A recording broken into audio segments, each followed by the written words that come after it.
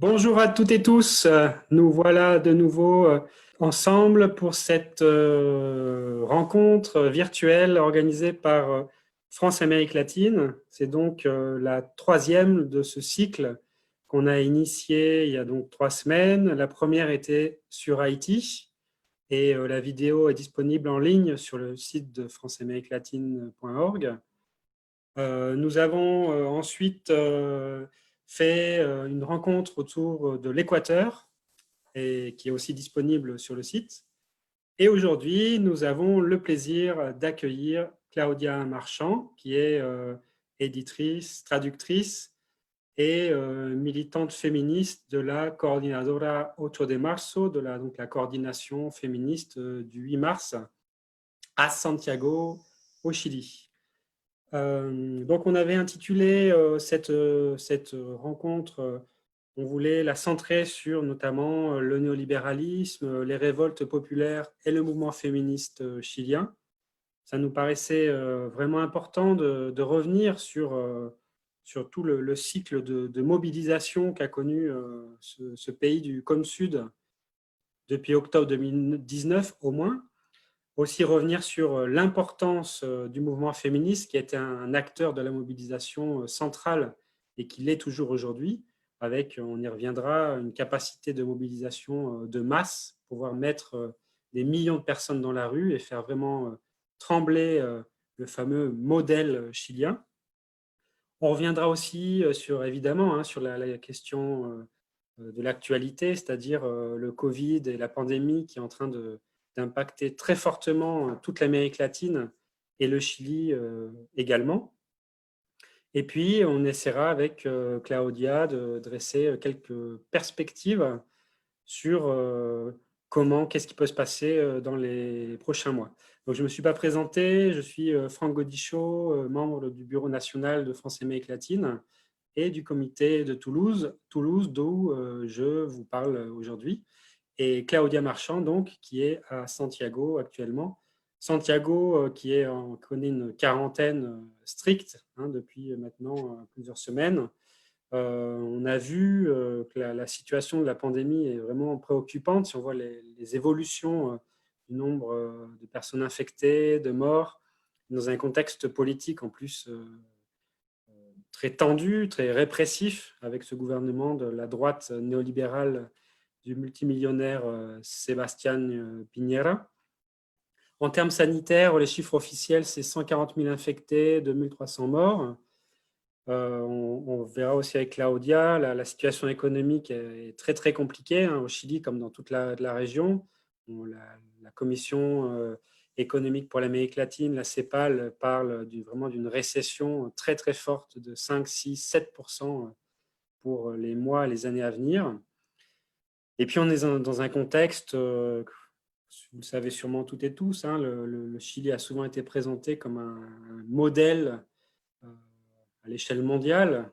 Pour les élites et les classes dominantes, c'était un modèle de stabilité, mais en fait de stabilité inégalitaire, violente, néolibérale, qui s'est installée durant la dictature de Pinochet, qui s'est d'une certaine manière consolidée depuis 90 et la démocratisation partielle.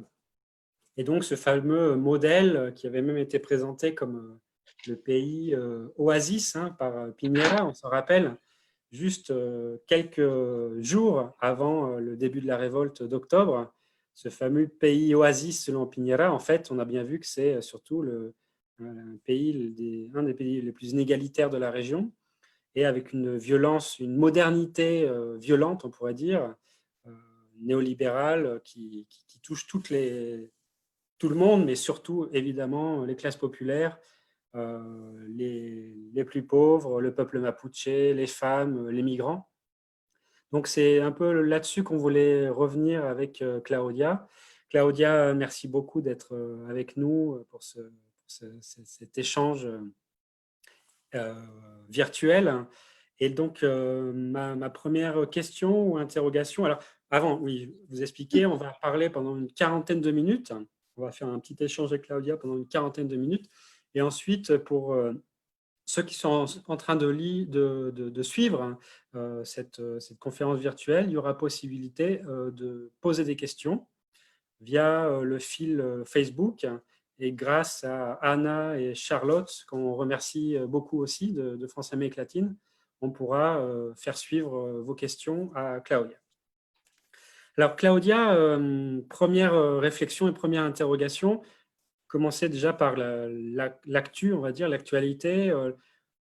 Où est-ce qu'on en est à peu près aujourd'hui avec la pandémie, mais aussi la situation, on a vu qu'il y avait couvre-feu, militarisation de l'espace public. Quel est un peu ton diagnostic de la situation actuelle? Oui, bonjour, bonsoir Franck, et je vous remercie beaucoup, France Amérique latine aussi, pour nous donner cette possibilité de participer à cette conversation. Je m'excuse pour mon français, je pratique pas très souvent, je lis plus que je parle, donc je m'excuse d'avance. Mais je remercie l'opportunité donc de parler de tout ça et pouvoir représenter aussi par mes mots mes compagnes de la coordinadora 8 mars.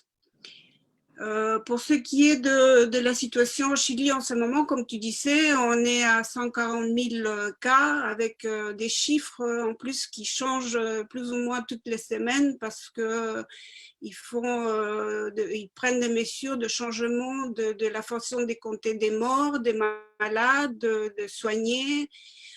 C'est une politique vraiment très qui n'a pas été du tout claire dès le départ. Et aujourd'hui, on est sous quarantaine complète à Santiago, la région métropolitaine.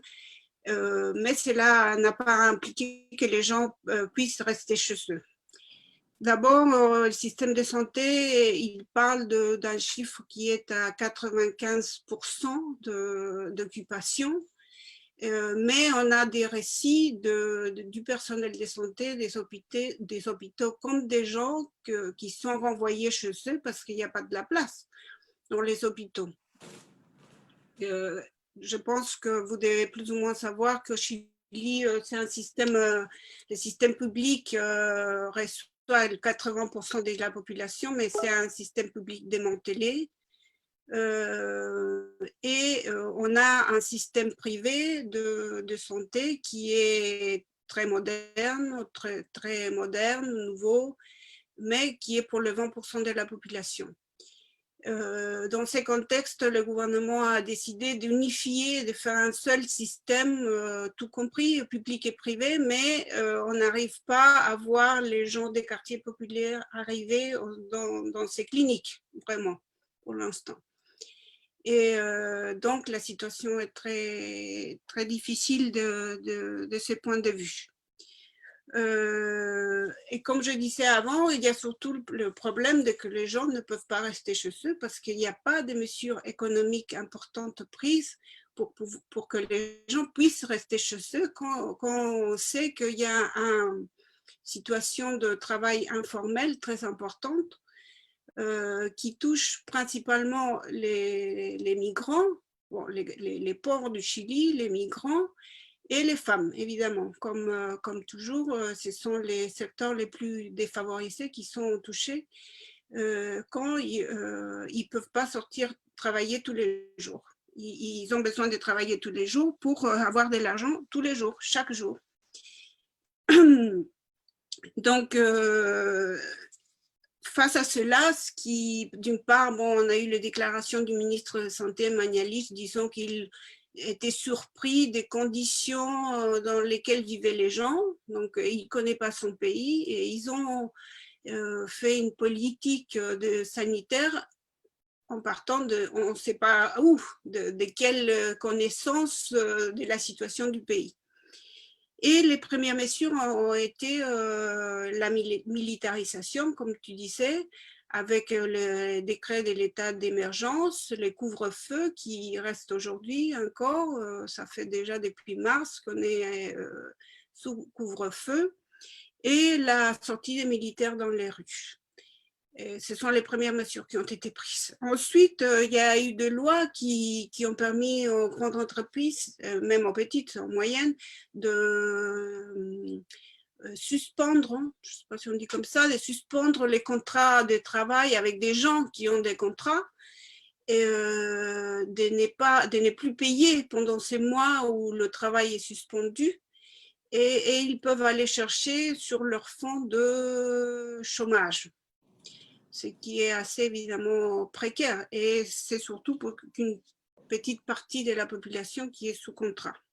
C'est la loi qu'ils ont en plus appelée de loi de prévention de l'emploi. C'est quand même extraordinaire, où les gens en fait ne reçoivent plus leur salaire. Exactement. Ils vont chercher dans leurs fonds, qui sont des fonds qui sont construits, fonds de retraite, de chômage, qui sont construits une partie par le travailleur lui-même et par l'entreprise et par l'État. Mais il faut savoir en plus que c'est aussi fou que si on est licencié, l'entreprise peut reprendre la partie qu'elle a versée dans ce montant de chômage. Ouais, là Bon, aussi, c'est pareil. On reste vraiment dans la logique. Enfin, parfois, les Français ne voient pas comment ça marche, mais au Chili, c'est vraiment une logique. Tout est par capitalisation, en fait. C'est une individualisation du système de retraite avec le fonds de pension, mais aussi le chômage, l'assurance santé. C'est vraiment la logique, c'est l'individu néolibéral qui doit se construire son système assurantiel. Et évidemment, ceux qui n'ont pas les moyens, ben, ils restent. Exactement. Complètement hors du système, mais qui arrivent à survivre avec ces travails précaires, effectivement, et qui, face à une situation comme l'actuelle, il n'y a même pas les moyens de savoir, le gouvernement, il ne sait même pas où ils sont, comment les retrouver, comment les aider, puisqu'ils ne sont pas visibles, apparemment, disons. Donc voilà, je ne sais pas, il y a quelques jours, on partageait avec des copines, on voit ce qui se passe au Chili par rapport à cette crise sanitaire, à la pandémie. C'est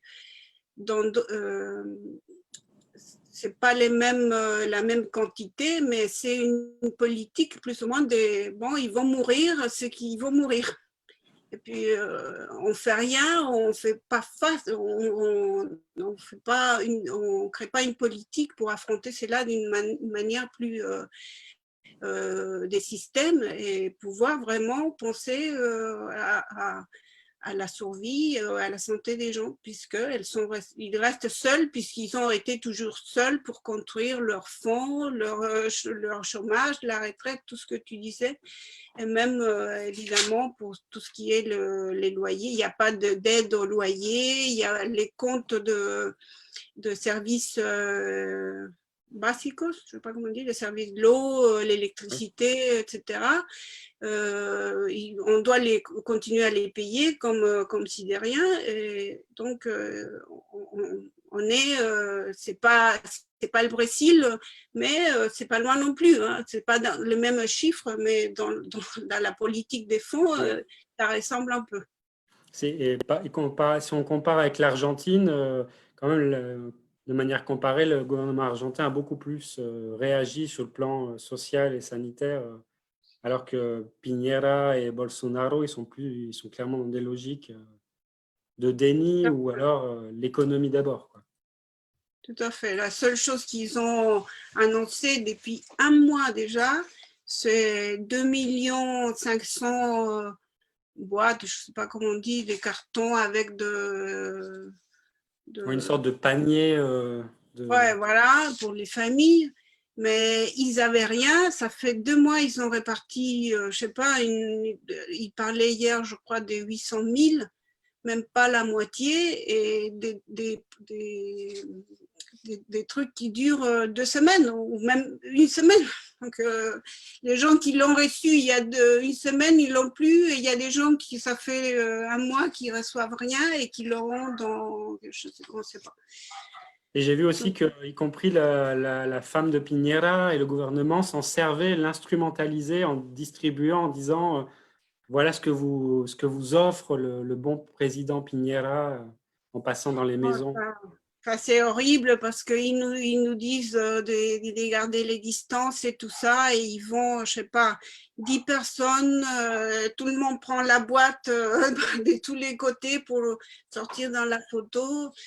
Et les gens, non, ils les reçoivent, les boîtes, parce qu'ils en ont besoin, mais c'est un cirque auquel la presse, évidemment, qui est sous les mains des mêmes riches du pays, profite, quoi. Ouais, Comme d'ailleurs, un spectacle. ce que tu dis, c'est bien de rappeler que la concentration médiatique au Chili, c'est une des plus fortes au monde. C'est une des plus fortes de la région, mais c'est y compris une des plus fortes au monde. Il y a deux grands groupes qui contrôlent la presse écrite, la radio, quelques-uns aussi la télévision. Et donc, évidemment, ça ne favorise pas d'avoir une contre-information face à la propagande du gouvernement. Ouais. Il y a beaucoup d'efforts dans ce sens, mais pour la contre-information, mais bon, ça, c'est difficile si on n'a pas moyen de, on n'a pas les moyens d'avoir la télé ou des trucs comme ça qui sont plus, ou même les radios, etc., il faut beaucoup d'investissement pour pouvoir avoir une répercussion plus large. Autre sujet que je voulais voir avec toi, c'est évidemment, vu que en plus tu es membre et militante de ce mouvement, c'est le mouvement féministe chilien qui a été extrêmement fort, extrêmement puissant et avec un écho pas seulement régional mais mondial. On a tous en mémoire, par exemple, le collectif Las Tesis, qui est devenu vraiment une mobilisation ensuite globale.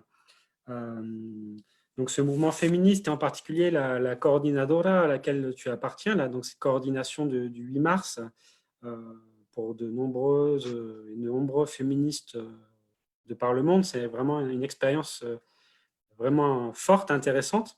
Et ça serait intéressant de revenir un peu quelques éléments, en tout cas, de comment ça s'est forgé, cette coordination, comment vous êtes passé à un niveau aussi important en termes de... Il faut rappeler hein, les grèves féministes du 8 mars, où il y a eu des millions de personnes, finalement, les 2 dernières années dans la rue, ces rencontres plurinationales des femmes en lutte, où il y a eu des milliers de femmes de tout le pays qui se sont réunies pour s'organiser, des comités locaux, enfin, et en même temps une capacité de remettre en cause aussi bien le néolibéralisme que le patriarcat, avec une vocation majoritaire. J'invite ceux qui sont en train de nous écouter d'aller voir la page de la Coordinadora 8M qui est en ligne. Il y a une page Facebook et un site web, et avec cette idée notamment un féminisme des majorités contre la précarisation de la vie. Donc si tu peux revenir un peu là-dessus, ça nous intéresse beaucoup. Mm-hmm.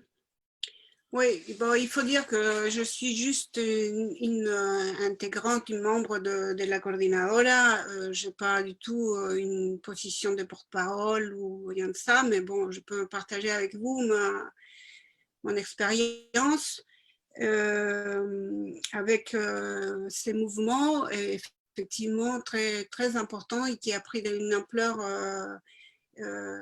je vais dire, merveilleuse, quoi, parce que ce qu'on a arrivé à faire tout ensemble, c'est vraiment important. Par rapport à ça, je voudrais dire que la coordinadora en tant que telle a commencé à se former à partir de mai 2018,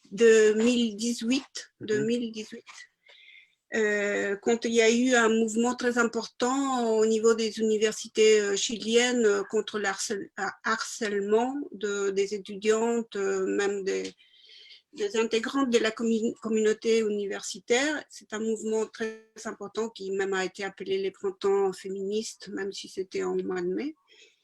Et ici c'était l'automne, mais bon, c'était un mouvement très important. Et autour de ces mouvements, bon, évidemment, il y avait, moi je connais pas hein, vraiment, je sois honnête avec ça, je ne connais pas ce qui vient d'avant, mais c'est évident que n'est pas sorti comme ça, comme un champignon tout seul. C'est évident qu'il y a un travail de longue date des féministes chiliennes Et à partir de ce mois de mai 2018, elles ont appelé, j'étais à cette réunion, j'étais très impactée, à la grève générale féministe pour les 8 mars 2019, ce qui paraissait quelque chose vraiment de très grand, même de l'impossible, l'utopique, mais bon, et elles ont commencé à travailler dans ce sens. C'est évident qu'il y a eu un travail dans différents types d'organisations, les organisations territoriales, des secteurs, je veux dire des étudiants, mais aussi des professeurs, de la santé, des femmes syndicalistes qui ont commencé dans ces lieux d'organisation à réfléchir sur ce qui pouvait être ou devenir une grève générale féministe, mettant aussi devant les mots grève, que toi, Franck, tu connais beaucoup mieux que moi. C'est une chose qui, au Chili, n'existe pas, vraiment. Oui, il n'y a pas de droit de grève. Il n'y a pas un droit de grève. On a droit à une négociation collective très réglée, dans des périodes très précises. Tout le reste est illégal. Et les fonctionnaires publics de l'État, ils n'ont même pas ce droit. Donc, parler de la grève, c'était aussi très haussé, je veux dire, très important de remettre ces mots. Et bon, on est arrivé... de mon côté personnel, je suis arrivée à la fin 2018 à travailler dans un comité territorial dans l'endroit où je travaille, que c'est aussi un site de mémoire dans le centre de Santiago. Et en tant que site de mémoire des luttes de la dictature de Pinochet, on a décidé de participer et nous involucrer au travail de la coordinadora et on est arrivé dans ce comité de Santiago pour préparer la manif et la grève de mars 2019. En janvier... Ce qui est important aussi, je pense que pour bien comprendre, c'est la force de ce que vous avez réussi à construire, c'est qu'en fait, c'est une coordination d'un grand nombre de petits collectifs, des plus grands, et très divers dans leur orientation. Exactement, et puis c'était pas... je ne sais pas si utiliser le mot réduit, mais seulement au problème du féminisme plus traditionnel, le problème des femmes. Il y a bien sûr la violence, mais toutes les violences, ce qu'elles ont appelé dans toutes les déclarations et communiqués, toutes les violences qui traverse la vie d'une femme et des plus défavorisées, des dissidences sexuelles, etc. Donc, effectivement, je pense que le pouvoir, la force vient de là, effectivement, d'avoir réussi à rassembler, à comprendre tout cela comme une précarisation de la vie, ce qu'elles ont appelé. C'est un mot qui au départ n'était pas très bien compris, on disait que c'est compliqué, mais qu'aujourd'hui apparaît partout. On va le voir, j'imagine, après, en octobre, c'est apparu très clairement, la précarisation de la vie dans tous les domaines de la vie, et particulièrement des femmes, des migrantes. Donc, en janvier 2019, il y a eu le premier rencontre plurinationale féministe, où ont participé 1000 femmes à Santiago. C'était très, très important. On commençait à voir qu'il y avait une force différente dans ces mouvements et on est arrivé donc au 8 mars 2019 avec une manifestation qui a rassemblé plus d'1 million principalement des femmes, pas seulement des femmes, mais principalement des femmes. La plus grande manifestation depuis le retour à la démocratie. Pour ensuite, n'est-ce pas, arriver octobre, bon, il y a eu un moment important aussi que je ne voudrais pas laisser passer, c'était novembre 2018 avec l'assassinat de Camilo Catrillanca, un communard, je ne sais pas comment on dit, Un membre d'une communauté mapuche. voilà, dans le sud du Chili, où a été très clair que il a été assassiné par la police, et parce qu'on a eu les enregistrements, et peut-être pour la première fois, ou très massivement au moins, il y a eu une réaction dans tout le pays contre cet assassinat, avec des répressions très violentes aussi à Santiago et partout. Et donc, il y a eu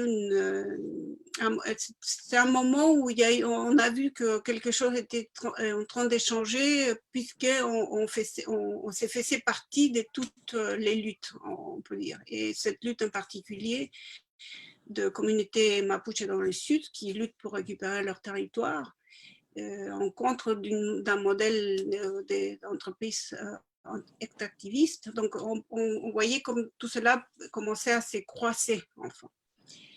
Et en janvier 2000, bon, il y a eu octobre 2019, mais quant aux rencontres de la coordinadora, il y a eu en janvier 2020 le deuxième rencontre plurinationale des femmes, de celles qui luttent.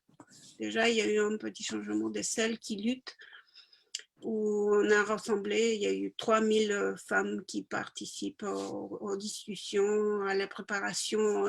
On a fait un bilan d'octobre. Il y a un programme qui s'est levé, il y a un programme de lutte.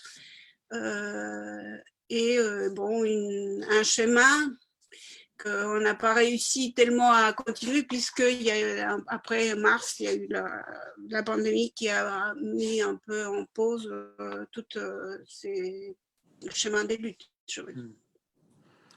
Et pour c'est lié directement, mais pour revenir justement à octobre 2019, dans lequel cette grande révolte populaire hein, qui a eu à partir d'octobre 2019, une véritable, certains ont parlé del estallido, c'est donc une sorte d'explosion sociale. Moi, je préfère l'idée de révolte parce que c'est pas qu'une explosion, c'est sur le long terme, on le voit très bien, c'est vraiment profond dans la société.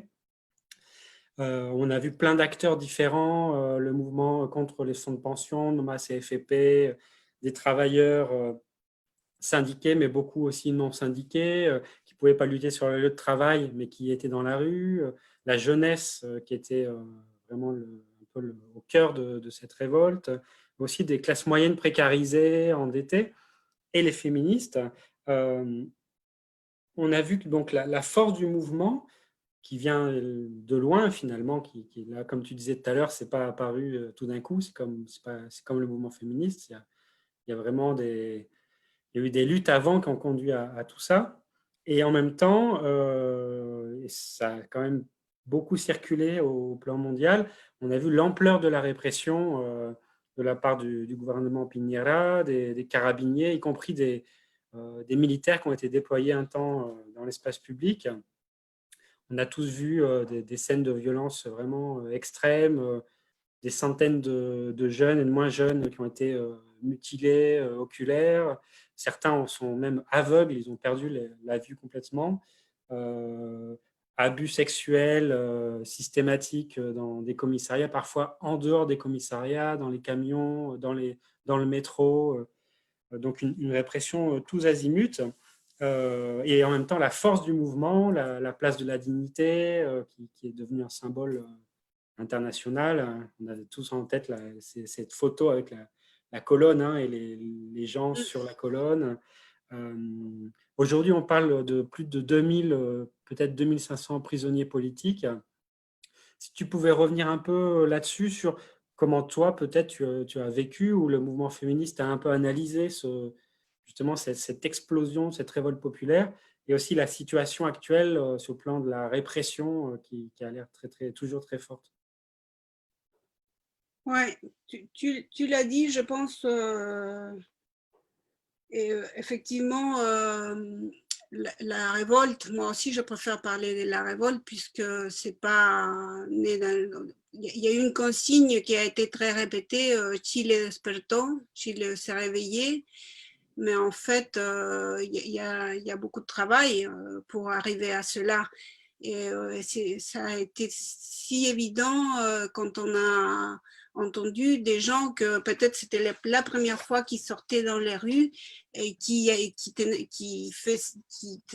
avaient un discours très clair de ce qui y arrivait, des problèmes. C'était une critique directe au système néolibéral dans tous ses points. Les gens, ils disaient comme ça dans la rue, oui, les retraites, l'éducation, la santé, etc., l'accès à l'eau, les territoires occupés. Bon, toutes les demandes ont sorti comme ça très rapidement. Donc, c'est pas un réveil comme ça d'un sommeil, mais c'est une réactivation, effectivement.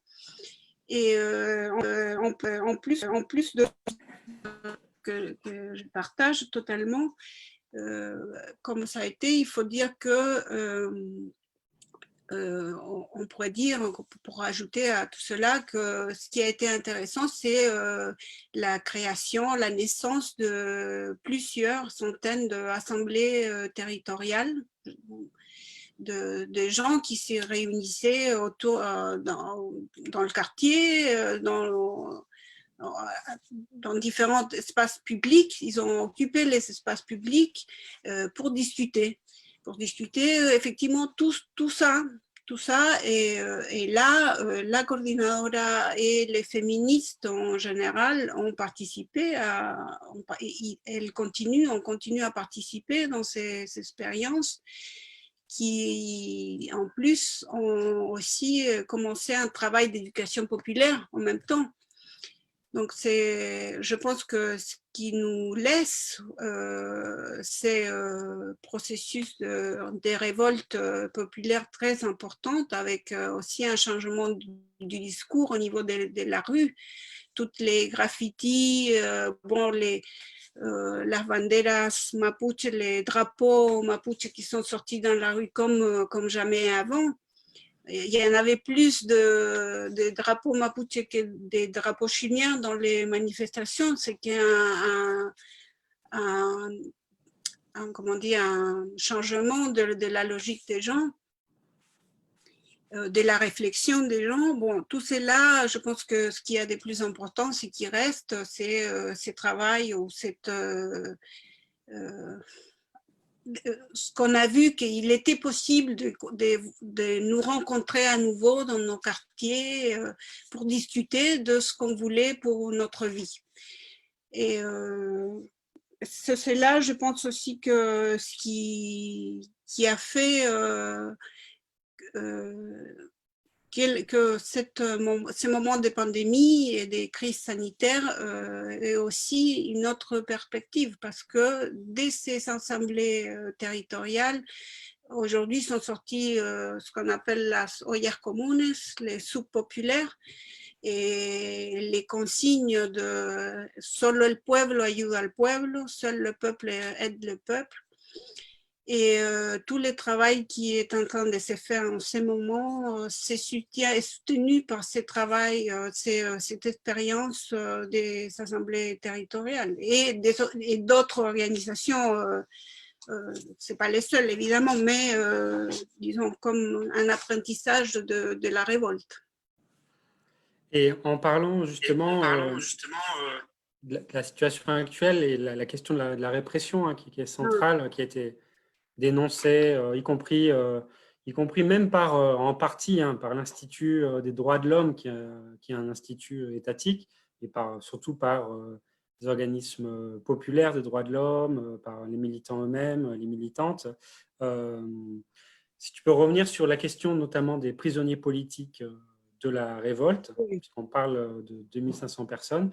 Et lié à ça, je voulais aussi voir avec toi, on a vu ces jours-ci un nouvel assassinat du peuple mapuche, un Huerquen, donc un leader d'une communauté dans la zone de Coyipulli, Alejandro Treuquil, qui a été de nouveau assassiné par les carabiniers, comme l'avait été avant Macarena Valdés et beaucoup d'autres.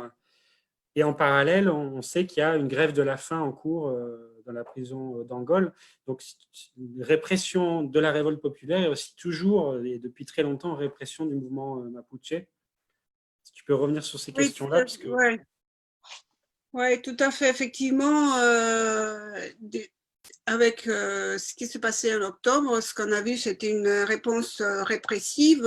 Les rapports des organismes internationaux qui sont venus voir sur place, ils ont parlé des violences, des crimes de lèse-humanité, de terrorisme. Nous, on parle de terrorisme d'État, puisque c'est les services de l'État qui se mettent…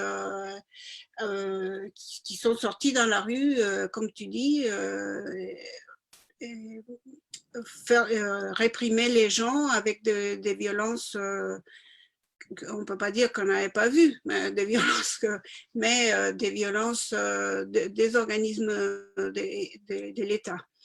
Et par rapport effectivement aux prisonniers politiques, les chiffres qu'on a eus entre octobre et décembre 2019, il y a eu 4 000 personnes qui ont été emprisonnées en prison préventive pendant que l'investigation a lieu. Et de ces 4 000, aujourd'hui, à la fin avril, mi-mai, on parlait de 2 500. Ce sont surtout des jeunes qui restent en prison préventive, dans des conditions, en prison préventive, dans des conditions, on sait bien, hein, des prisons latino-américaines et au Chili, très précaires et du point de vue sanitaire, avec aucune possibilité d'arrêter s'il y a de signes de l'arrivée du virus dans ces endroits. En fait, il y a 2 personnes qui sont mortes, un gendarme et un prisonnier politique, un prisonnier, je veux dire non politique, un prisonnier qui sont morts à cause de Covid. Donc aujourd'hui, effectivement, il y a 2 500, il y a eu plusieurs essais, demandes au gouvernement de changer les conditions de la prison préventive à la prison domiciliaire, on dit ça, chez eux, pour éviter effectivement qu'ils puissent se contagier leur famille, mais il n'y a pas eu de réponse. Et effectivement, il y a un point, bon, on disait, hein, en octobre, la première réponse du gouvernement a été l'état d'émergence, la sortie des militaires dans les rues, les couvre-feux. Mars 2020, pandémie, c'est exactement les mêmes réponses qui viennent en première. Et là, il y a, on s'inquiète, si on peut dire ça comme ça, du futur, ce qui va devenir après cette crise, puisque en ce moment, ils essayent de passer des lois, par exemple les lois d'intelligence pour changer le service d'intelligence, dans ces contextes qu'il est très difficile de sortir dans la rue manifester. Ils ont fait le nettoyage des rues de Santiago. On a vu la place de la Dignidad, effectivement, qui a été peint plusieurs fois. Et, on a même vu, excuse-moi, je te coupe, on a même vu Piñera s'asseoir de manière comme comme une gloire personnelle, s'asseoir au centre de la place de la Dignité en plein couvre-feu et se avec prendre les en photo. graffitis derrière. Ouais, avec les graffitis derrière qui disaient Muerte a Piñera. Ça, ça montre en même temps ouais, le niveau politique désastreux, mais en même temps une sorte de vengeance de classe qui se traduisait là en disant voilà, le mouvement, on est en train de l'écraser, quoi. tout à fait, tout à fait. Donc les tournants autoritaire, c'est un risque. On ne voit pas bien comment on va se terminer, puisque les gens, finalement, on s'habitue au couvre-feu. Il n'y a personne qui dispute ça aujourd'hui. Pourquoi on a besoin d'un couvre-feu maintenant? Il y a des mesures à prendre, évidemment, pour que les gens ne sortent pas dans les rues, mais c'est pas pourquoi un couvre-feu.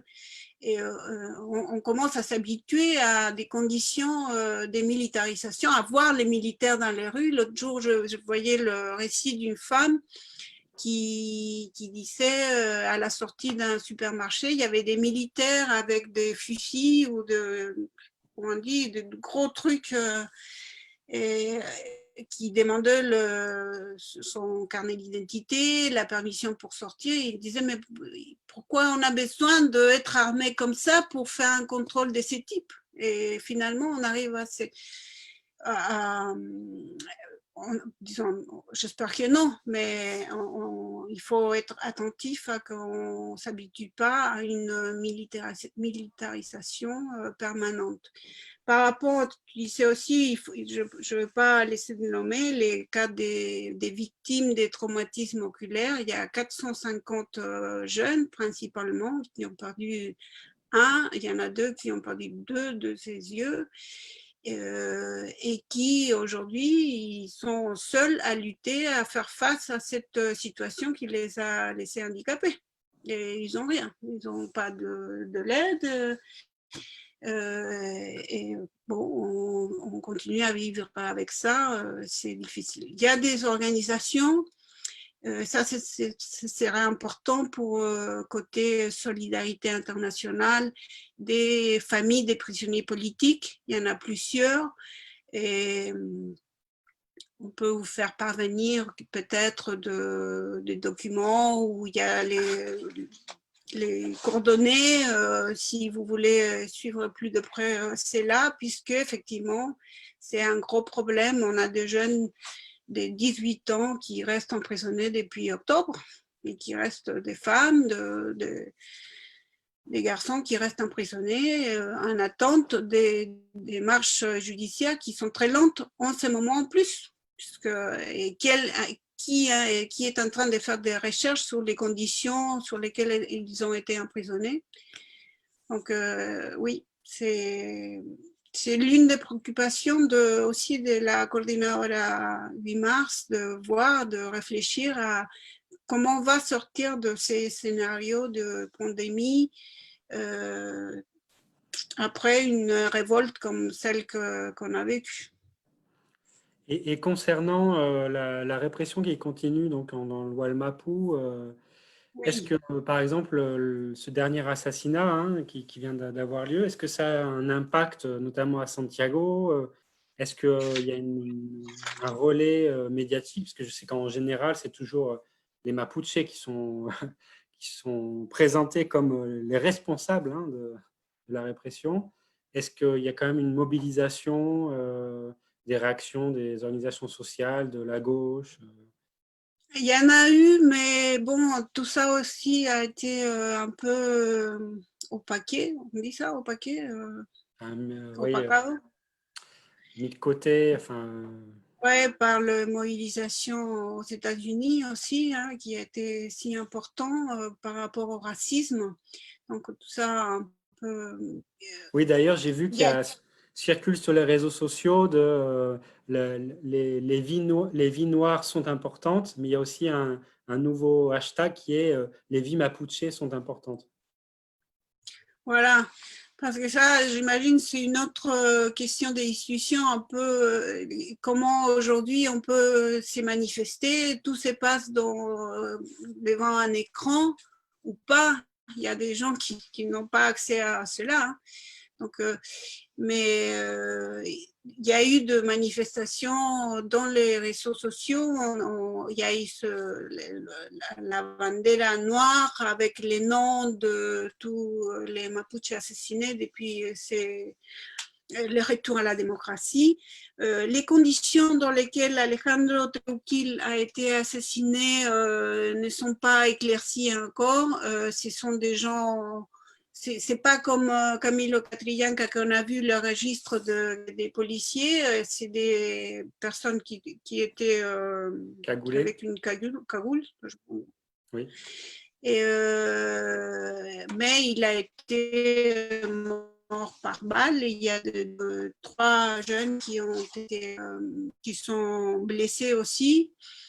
Et il y a eu donc la dénonciation de la communauté. C'est une communauté mapuche qui, ça fait longtemps qu'ils luttent pour la récupération de leur territoire. Donc, c'est des communautés mobilisées et qui, depuis longtemps, étaient menacées. Et en fait, il y a l'Institut national des droits de l'homme qui est en train d'étudier, de présenter une querelle pour pas directement pour les crimes, mais si pour les menaces et les conditions répressives dans lesquelles cette communauté en particulier, depuis le mois de mai, ils dénoncent le mois de mai, ils vivent. Donc, oui, il y a de la mobilisation, mais en ce moment, malheureusement, c'est la mobilisation virtuelle qui n'a pas les mêmes impact que la mobilisation dans les rues. À voir, de toute façon, à suivre, comme on dit. Et pour En finir… fait, ils appelaient pour demain, juste pour dire ça, ils ont appelé pour demain, 10 juin, à une manifestation pour dénoncer les crimes de Treuquil, et ils disent dans l'appel toutes les formes possibles. Si on peut couper les rues, on coupe les rues. Si on sépare les réseaux sociaux, on le fait. Les casseroles ou n'importe toutes les formes. Ils ont appelé ça pour demain soir. D'accord. Dernière petite question, parce qu'on arrive, en fait, on a déjà même un peu dépassé le temps. Et puis, il y a une série de questions qui sont déjà arrivées sur le fil Facebook, auxquelles on va essayer de répondre aussi.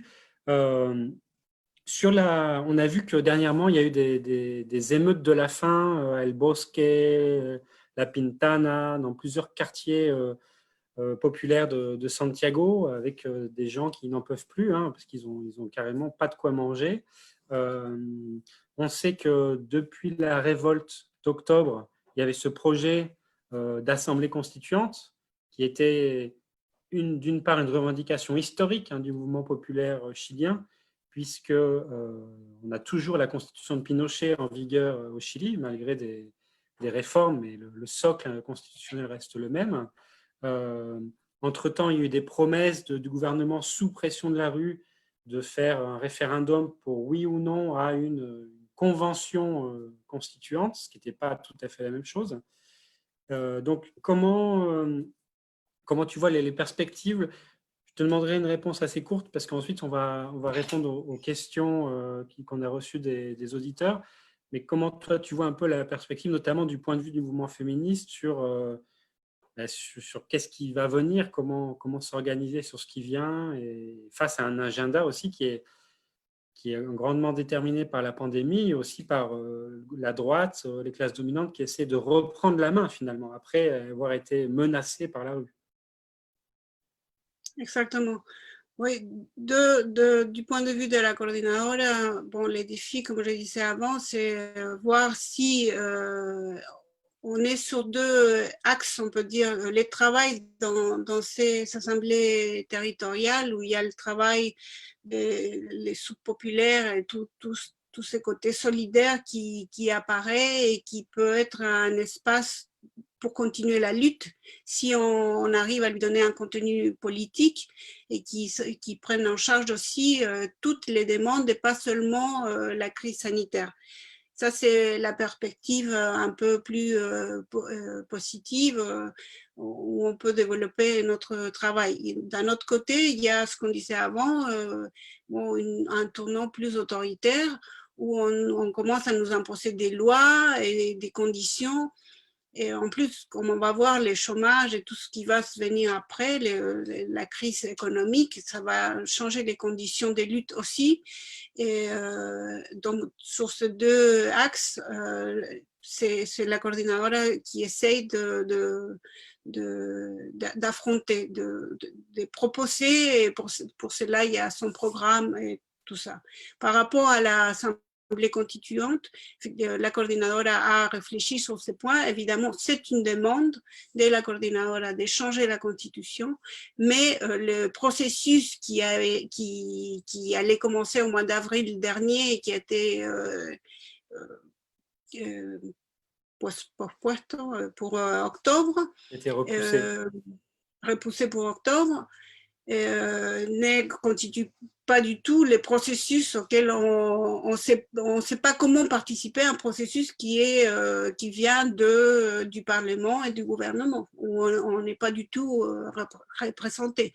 Mais la demande de changer la Constitution, c'est une demande qui est sortie dès la rue, qui est une demande de la coordination aussi, bien sûr. Merci Claudia. Donc, on va passer à quelques... Alors, on a reçu plusieurs questions. On ne pourra sûrement pas répondre à tout, mais je vais en dire quelques-unes.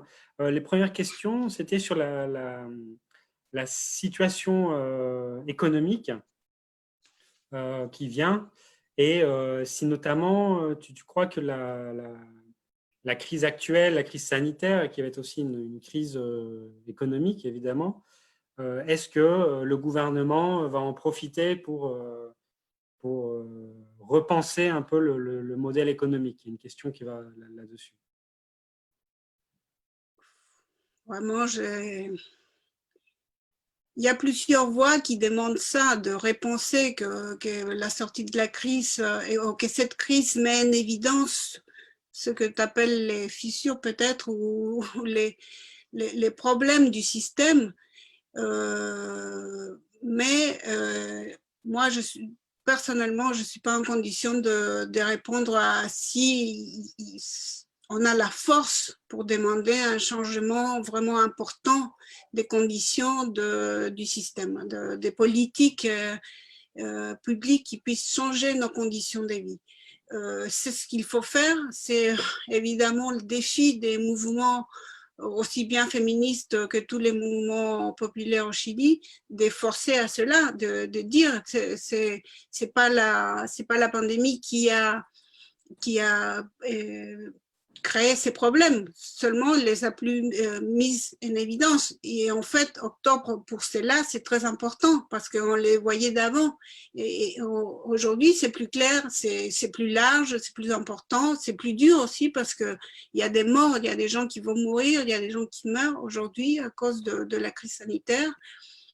Mais c'est le défi. Dès la part du gouvernement et de parlementaires aujourd'hui, je ne crois pas, ça ne va pas venir d'eux. Il faut pousser d'en bas la possibilité de pousser ces changements importants des politiques. En tout cas, on ne le voit pas. Ce qui est clair dans ta réponse et quand on voit la situation, c'est qu'il n'y aura pas de changement, même pas de réforme modérée du modèle néolibéral chilien qui viendra du gouvernement. C'est très clairement, c'est grâce à la mobilisation, aux résistances, voire à un changement assez drastique des relations de force que ça pourra arriver. Mais le gouvernement de lui-même, dans toutes ses réponses pour l'instant, c'est au contraire rester dans la même logique complètement... Les gouvernements, mais aussi les partis politiques d'opposition aujourd'hui, ce qui a été la concertation ou la nueva mayoría, non plus, ils sont pas en train de proposer des changements. Et le Frente Amplio, le mouvement nouveau, non plus. Il n'y a pas des propositions importantes, radicales, qui mettent en évidence la nécessité, dans le discours peut-être, hein, il faut changer le système de santé et tout, mais c'est sûr que seulement peut venir de la force des gens, de l'organisation, et pour cela est important de rester en place et de rester organisé. Et d'ailleurs, je rebondis sur ce que tu dis, c'est quand même cette crise sociale et politique et maintenant sanitaire, ça montre aussi un peu je ne sais pas comment le dire pour ne pas être trop méchant, mais ce qui serait un peu la banqueroute de la gauche, hein, enfin l'incapacité, y compris de cette nouvelle gauche, on pourrait dire. En son sein, il y a vraiment des gens bien, je ne dis pas le contraire, mais quand même une grande incapacité à être une force de transformation, de propositions alternatives. De ce point de vue-là, c'est aussi catastrophique pour la gauche.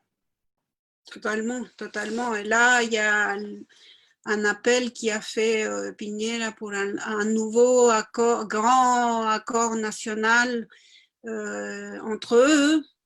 Et la gauche, cette gauche participe. Il y a que le Parti communiste qui dit non, on ne va pas participer, et qui reste un peu à l'écart, mais le reste du monde veut participer à une nouvelle cuisine, ce qu'on appelle une nouvelle cuisine entre quatre murs, avec les mêmes de toujours, qui, comme on a vu, ils ne connaissent même pas les conditions dans lesquelles on vit, les gens vivent. Ce qu'on a vu à El Bosque, tu disais avant, les révoltes, c'est des gens qui ont faim. En plus, ça, on ne l'a pas dit, parce que je ne connais pas tout non plus, mais je pense qu'il ne faut pas négliger, c'est l'impact de narcotraficantes, du narcotrafic dans ces quartiers, et dans l'économie, disons, de ces quartiers populaires. Oui. Il y a une autre question plus sur l'aspect international, dire quelques mots sur les relations entre le Chili et les États-Unis. Dans quelle mesure les États-Unis ont un rôle aussi dans cette politique néolibérale, autoritaire, ou quelle dépendance économique, quelle relation entre le Chili et les États-Unis ou avec la OEA aujourd'hui? Ouf, ça peut-être tu peux me répondre mieux que moi, parce que moi, En tout cas, je sais, c'est historique, mais c'est le système économique auquel on fait partie, mais pour ça, plus de détails par rapport à la situation actuelle, moi, je ne sais pas vraiment. en tout cas, on peut rappeler, oui, effectivement, le Chili reste un pays allié clé de la région des États-Unis, et il a des accords de libre-échange très importants avec les États-Unis. Et puis aussi, Piñera a renforcé ce qu'on appelait le groupe de Lima, qui sont les pays de la droite, on va dire, notamment contre le Venezuela, et plus globalement pour faire avancer un agenda néolibéral et très pro-états-unien dans la région. Même les propositions de Piñera de créer une alliance pro-sur qui s'est fait contre l'Union des Nations du Sud, UNASUR. Là aussi, on voit vraiment un gouvernement qui est aligné sur les États-Unis, qui a renforcé la dépendance économique, même si les gouvernements, comme tu le disais, de l'opposition aujourd'hui, de la concertation, n'ont jamais rompu cet alignement sur les États-Unis. Non, effectivement, il y a aussi, j'ai vu passer aussi qu'ils continuent, par exemple pour les TPP 11, tout ça n'a jamais été remis en cause en ce moment, ni avant, ni maintenant. Donc, il n'y a pas de changement, même avec les gouvernements de Trump qui, par rapport à la pandémie, c'est horrible ce qu'il fait. C'est qu'il est en train de faire, et que c'est facile de se détacher de cela, mais au niveau du système, il n'y a rien qui a changé. Il y a une autre question sur la question des assemblées territoriales dont tu parlais tout à l'heure. Est-ce qu'aujourd'hui, dans le contexte du confinement, est-ce qu'elles continuent? Comment elles font pour coexister? Est-ce qu'il y a des discussions notamment sur la constituante encore, des choses comme ça?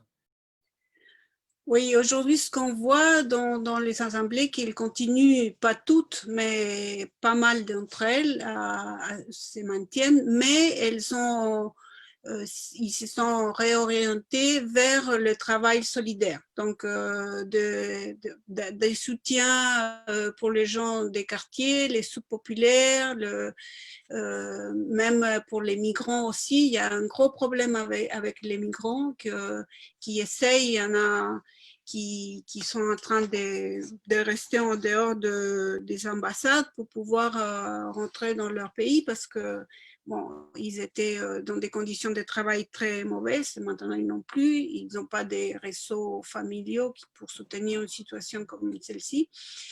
Donc, les assemblées, elles sont en ce moment surtout centrées sur l'appui, le soutien des soins économiques, aussi les questions, même on a vu des brigades qui vont chez les gens, leur parler de la pandémie, de la façon de la distance sociale, l'utilisation de masques, etc., donc des soins. Et les réseaux aussi, évidemment, contre la violence à l'intérieur des familles, puisqu'on se retrouve enfermé dans plusieurs cas avec les agresseurs. Et donc, il y a ce travail qui se maintient au niveau des assemblées territoriales. Donc, plusieurs, je dirais, violences patriarcales, machistes, contre des femmes, contre des enfants aussi. Il y a l'aspect social, économique des sous-populaires et l'appui aux migrants aussi. Je dirais, c'est les gros, si je ne me trompe pas, c'est les gros axes sur lesquels ces assemblées aujourd'hui sont plus ou moins orientées. Et à la dénonciation, évidemment. Une dernière question, là c'est une question vraiment de conjoncture à chaud. Piñera avait eu la très bonne idée de nommer ministre la petite nièce du dictateur Pinochet, Macarena Santelices, et on vient d'apprendre donc qu'elle vient de démissionner. Il y a une question, quelles sont les premières réactions du mouvement féministe par rapport à cette démission? Bon, j'ai pas eu le temps de regarder parce que c'était juste sur l'heure, mais les mouvements féministes avaient dit on n'a pas de ministre quand elle a été nommée il y a un mois à peu près, pas seulement parce que, plutôt non parce qu'elle était de la famille de Pinochet, sinon parce qu'elle avait soutenu la politique de Pinochet ouvertement et pour ses propres déclarations qu'elle avait fait parce qu'elle était maire, on dit, alcaldesa, d'un petit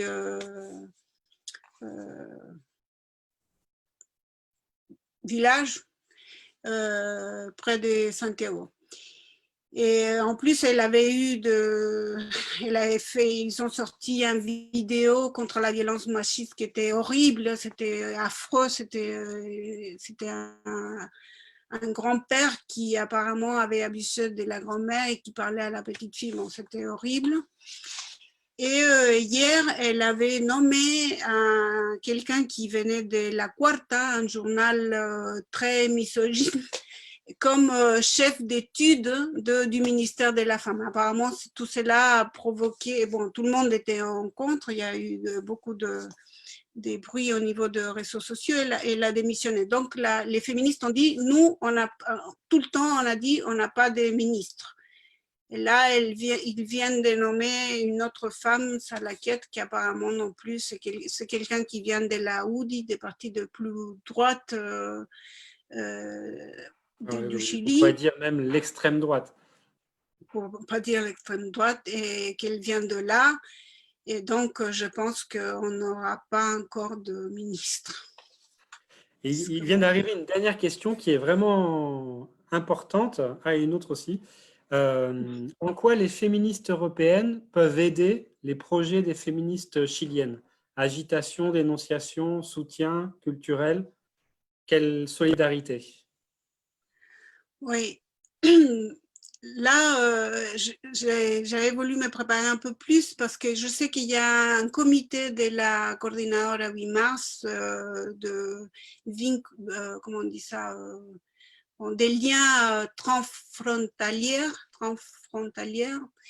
Et effectivement, pour dénoncer, je pense, en ce moment, ce qu'on a appelé dans cette lettre que je peux vous faire parvenir après, de la coordinadora, le soutien pour la dénonciation effectivement de ce qui se passe au Chili, puisque comme tu dis, on a, comme on a dit, la presse est dans la main de deux grands groupes qui sont liés au gouvernement, donc on n'a pas visualisation vers l'extérieur que seulement par le média indépendant qui n'ont pas cette force. Donc pour nous, la dénonciation, l'appui dans la dénonciation de ce qui est en train de se passer au Chili au niveau de la répression, des politiques sanitaires et répressives est très importante, sans doute. Et là-dessus, il y a aussi une question sur est-ce que dans les différentes composantes de la Coordinadora, est-ce qu'il y a des liens ou des échos des mouvements féministes justement du reste de la région, de l'Amérique latine ou du continent? Est-ce qu'il y a des liens en ce sens? Oui, bien sûr. Moi, de ce que je connais, je vous dis, hein, je suis juste une petite intégrante de la Coordinadora. Mais évidemment, il y a le travail qu'on a fait avec le mouvement Ni Una Menos de Argentina, très important. Il y en a beaucoup des intégrants de la Coordinadora chilienne qui sont allés en Argentine pour le grand rencontre qu'elles font à La Plata chaque année.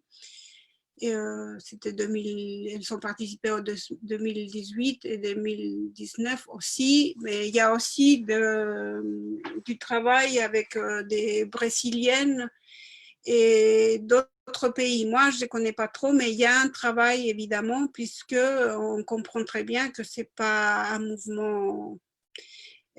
Nous nous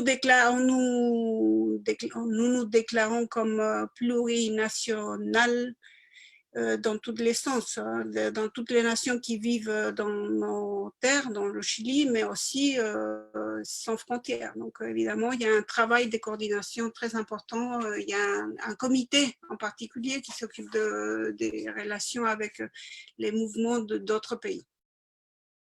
Ok. D'ailleurs, à ce propos, pour tous ceux qui veulent approfondir, on va mettre en ligne sur la page Facebook, sur la page de franceamériquelatine.org, la dernière vidéo qu'a fait la Coordinadora, qui fait un peu un bilan de la situation du pays aujourd'hui. Je vous invite aussi à aller voir la page Facebook de la Coordinadora et aussi la page web, où il y a pas mal de matériel très intéressant. Et globalement, je vous invite à suivre, pour ceux qui veulent suivre en français, donc la page de l'association franceamériquelatine.org, puisque vous pourrez retrouver tout un tas de matériel. Aussi, on a la revue, France Amérique Latine Magazine, qui permet d'approfondir toutes ces questions-là. Il y a des dossiers qui sont consacrés d'ailleurs aux luttes féministes en Amérique latine. Je voulais vraiment remercier Claudia Marchand pour cette conversation virtuelle avec un français impeccable d'ailleurs. Claudia, tu n'as pas du tout perdu, vraiment chapeau bas, excellent.